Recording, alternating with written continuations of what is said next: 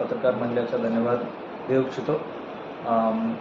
आज जिल्हाधिकारी रत्नागिरी म्हणून माझा पहिला दिवस आहे आणि जे आपले जिल्ह्याचे वेगवेगळे प्रश्न असतील ते टुरिझम रिलेटेड असतील, MIDC इंडस्ट्रीज रिलेटेड असतील, जिल्ह्याच्या विकासासाठी जे काही प्रश्न असतील त्याच्यासाठी आता पुढच्या महिन्यामध्ये मी वेगवेगळे डिपार्टमेंट्स जे आपले खाते असतात जिल्ह्याचे, जे ऑफिसेस असतात, ऑफिसर्स असतात, अधिकारीगण असतात, सगळ्यांसोबत मी मीटिंग्स घेणार आहे, त्याचा आढावा घेणार आहे. त्याच्यामध्ये आपली आत्तापर्यंत काय प्रगती आहे त्याचा आढावा घेणार आहे आणि आपला जिल्ह्यासाठी पुढच्या 1 आणि 2 वर्षामध्ये काय काय चांगले कार्यक्रम आपण प्रोग्राम डेव्हलपमेंटचे विषय असतील ते सगळं प्लॅनिंग करू शकतो.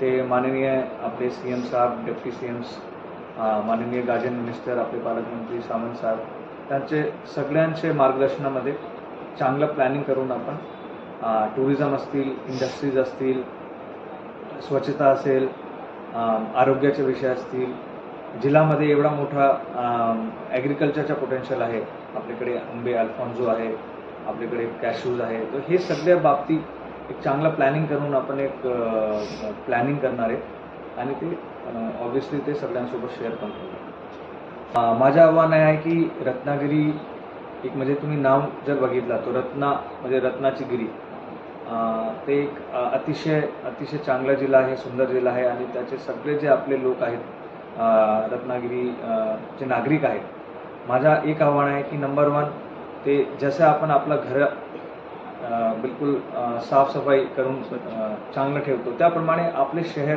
रत्नागिरी असेल, बाकी तालुका असतील, आपले गाव असतील, त्यांना पण तुम्ही साफ ठेवा.